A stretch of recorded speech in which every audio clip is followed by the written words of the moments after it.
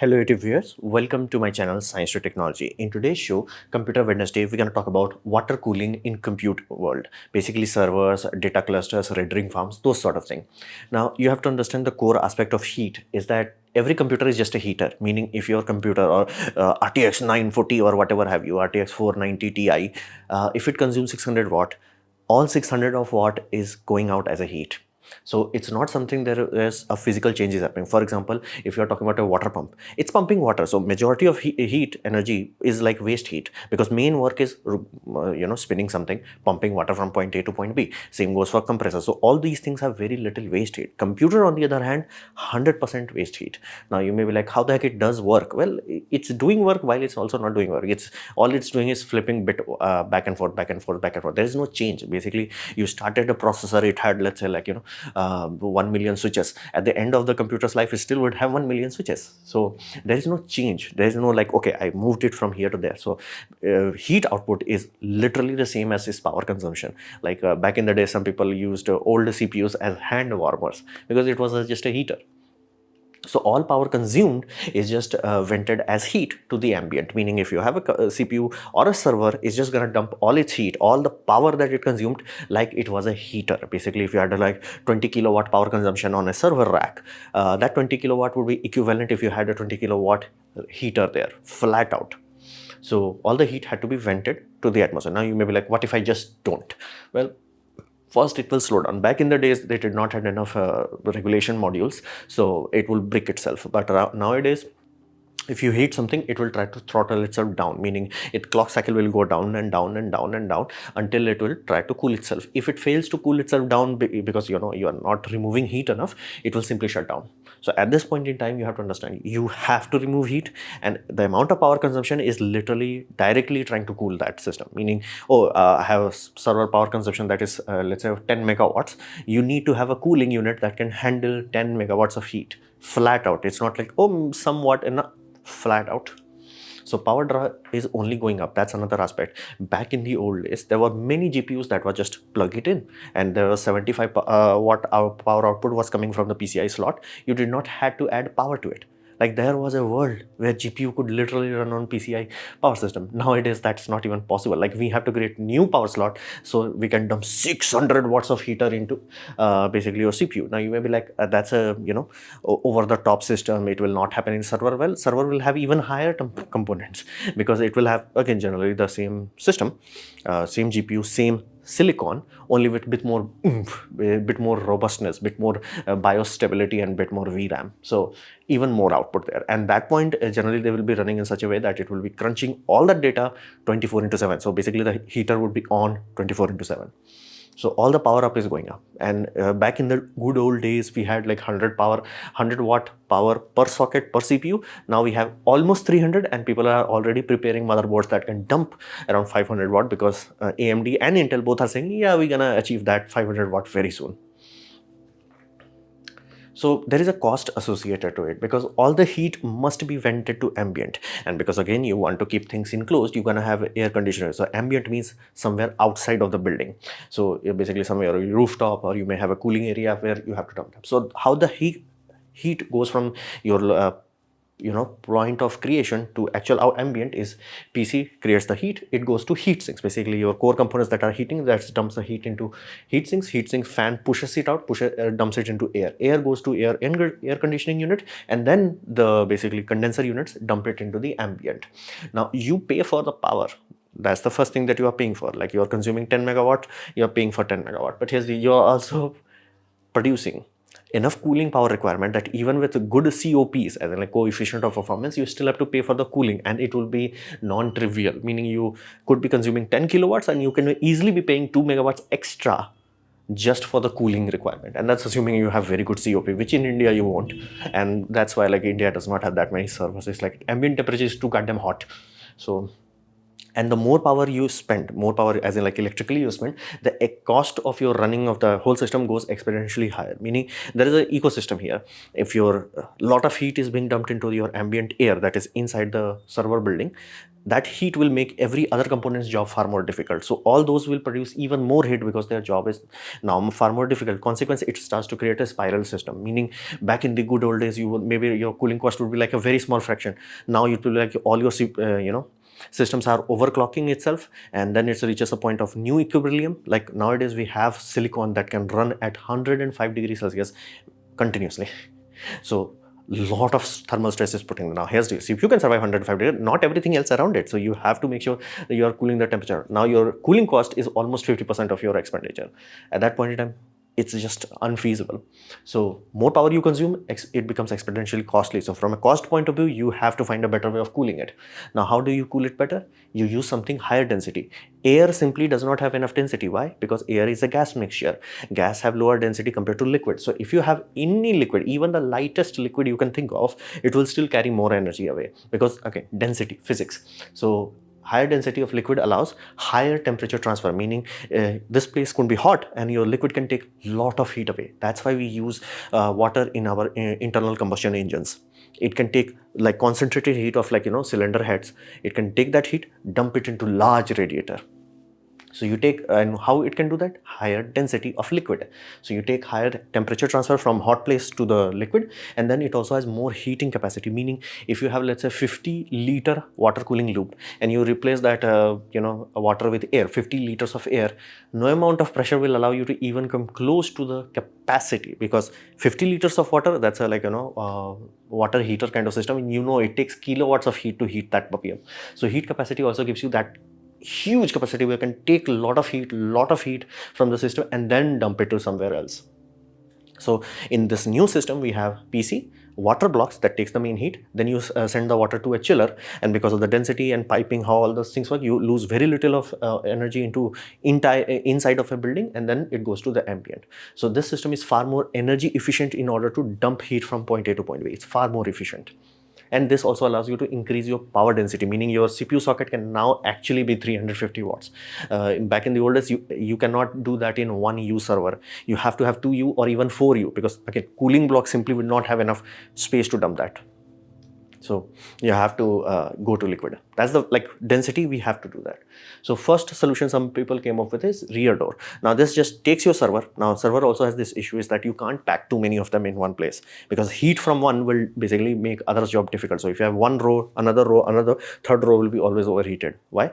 It just first gets the fresh air, okay, awesome, it exhausts everything. Then that exhaust goes to the next one, intake. So it already has elevated intake. Now it's doing all it can to dump its heat. Now the third one is bro, my ambient is 85 degrees Celsius, I can't cool myself.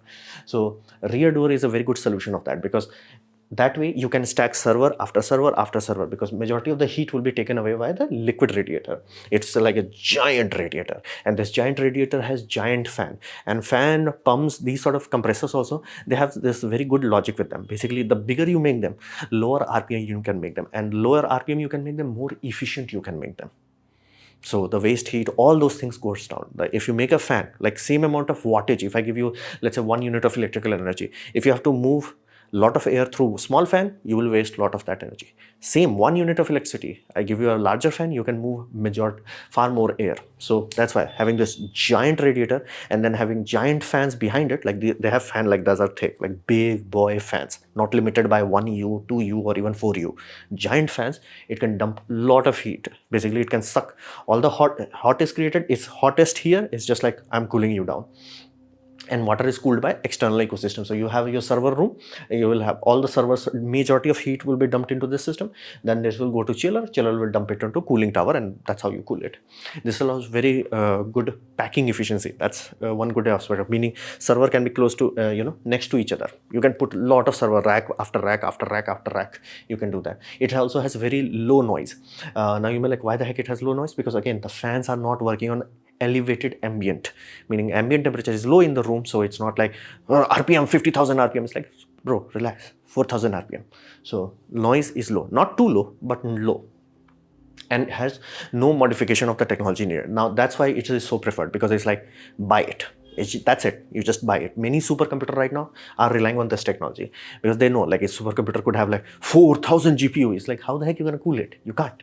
In air cooling, you simply can't. So what they do is like next best thing is like just run them on elevated temperature, dump the heat into the radiator. So and because the radiator will take majority of the heat away, so it will not choke the another rack. So even if you can cool one, cooling 10 another racks will be much difficult without liquid. Now you can cool as many as you need. So you can have like very high density and no modification needed, meaning you do not have to talk to NVIDIA. It's like, hey, would you allow us to have warranty if you like we put liquid blocks on it? Again, that's a completely different hassle, and the people who are dealing with this sort of system, they do not tolerate risk. So these things are done professionally, and because it's completely outside of the server enclosure, there is no leak of like water leakage. And even if something leaks, it has such a good system where if it detects pressure drop, which will happen if you have leak, it will cut the system instantaneous, like very surprisingly fast response system. And they are designed in such a way, like again, we know how to contain a liquid. We have been doing this for cars for 100 years, so we know. So no modification in the technology needed. It's a very good technology for retrofitting. If you have everything built and you are just adding newer, hotter components, these are very desirable for supercomputers right now. This is called rear door heat exchanger. It works awesome, simple, efficient. Then we come to the what will go into the future. That is good, but it has upper limit, meaning how many watts per socket can have. That does not go too high. Basically, normal air will, let's say, allow 100 watt. This will allow liquid system 150, simply because you still are dealing with air coupling. Air coupling is inherently limited. You just have the benefit that you have a cold spot very close to you. But direct to chip, basically how you in computer world we have AIO, all-in-one liquid cooling, which what does it cool? Directly the CPU, not the whole system, just the CPU. That's why it's so efficient. So direct to chip is the best way to cool a whole server. You will just basically put water blocks on all the hot parts. What are the hot parts? Your CPU, your RAM, SSDs, yes, SSD to get hot, especially high-end enterprise grade SSD, VRAM, voltage regulation modules, basically that's puppy, and all those things basically that are hot. The only thing that I have not found so far is networking modules. Again, it's just tedious to do, and another aspect that is genuinely difficult to do is power units. So future plan is that instead of having power block in each of these quote unquote blades, they're gonna make a power rail. So basically this puppy will get 12 volt DC directly, and then it's gonna drive everything. So why do that? Because again, power blocks are one of those things where if you make them bigger, it becomes more efficient. It's far more easier to have big ass capacitors, far more easier to have huge as inductors, and those things have some lovely benefits. Again, size has to be compromised. So if you compromise the size, you can increase the efficiency. So, and majority of the heat will be created by these components. So you can literally have those things acting as very little heater, because majority of the electricity that is going from power supply, it's dumped somewhere else. So power supply, if somebody says it's 95% efficient, that means only 5% cooling you need. And if somebody says 98% efficient, only 2% cooling is needed. So that's the next hope that people are aiming for, where they are like, because nobody wants to put liquid in water. So they are like, hey, what if we just make a huge power supply and just give voltage rails? Exactly like this are not doing the cooling also, because they have hot in, cold out. That's what is going to be the same for voltage rails. So they're going to have a voltage positive, voltage negative, and big ass power supply at the bottom of the server rack that's going to do main AC to DC conversion and proper smoothing out. So that's why you will not see too many people trying to modify power supply. CPU, GPU, RAM, all that jazz is already done. Now, it is a very custom solution. This sort of thing you cannot buy from the open market. You cannot be like, hey, Intel, give me a server where I'm going to put liquid blocks. These things are not what you call after market, so to say. So this is complete solution, meaning whoever is your motherboard vendor, you're gonna talk to them. You're gonna like, bro, I want this. Then they're gonna say, we have only these things cataloged for it. Basically, a line, complete line that is meant for liquid cooling, and it does require manifold operations, meaning this itself is something that you buy. But how do you connect these pipes? You need a manifold. A manifold will basically, on the rack, one side you will have hot, on other side you can have cold. In some scenarios you will have both hot and cold in one point, depending how your engineer decides it. And that water will go into the chiller unit, and that chiller is gonna either dump the in this scenario, I provided the video down below. In this scenario, they are just taking the heat, liquid heat, and dumping it into another water source. That water can be recycled through chiller. That's up to you. Sometimes this water will directly go to the chiller, a bit more efficient, but a bit more tedious, because again, piping line will become a bit long. So pumps will become bigger. So this is completely custom, does require manifold, but it has the best efficiency, meaning this is a scenario, it will be quiet. Why the heck it will be quiet? Simply because there is nothing for fan to do. Even in a radiator system, that past one, radiator still has to take heat. The only benefit it has is like low ambient. So RPM, instead of let's say 5000 RPM, it's like around 3500. There, it's like barely running at 1000. So it's quiet. Why? Majority of the core heat producing component is just dumping the heat directly into liquid, and liquid is taking it away, somewhere far away. And where they are putting it in the far away, they have huge pumps. Benefit of huge pumps, lower RPMs. Benefit of lower RPM, quiet, efficient. So it has very high efficiency and low noise, meaning nobody needs hearing protection there. It's just like, and you can talk normally, like how I'm talking right now. You can talk. When you have this sort of system, you can talk. And you may think like, oh, they have water pumps. Again, that's why I said, like tiny water pump, if they wanted to put water pump directly in this, yeah, that will be noisy. But if you have giant water pumps running at slow RPMs, awesome, chill. Take a chill pill. So that's desirable, and this allows the highest power output at this point in time, meaning each socket can dump around 250 watt to 350 watts. So if you are talking about anyone, it's like, hey, I want a system that has 350 watt in this sort of 1U factor, nothing else will work. And if you directly go to any server manufacturers, like I want 350 watt CPUs, like awesome, it's 2U at best case scenario, because again they need that mass of heat sinks to dump air. And again, air is not high density enough. This has liquid, so it can be sealed around 1U. Benefit, your one rack could have lot of processors, and each processor can run at very high clock efficiency, because liquid can really absorb heat. So this is the most efficient solution, and this is what you will see in the future whenever you are talking about next gen servers.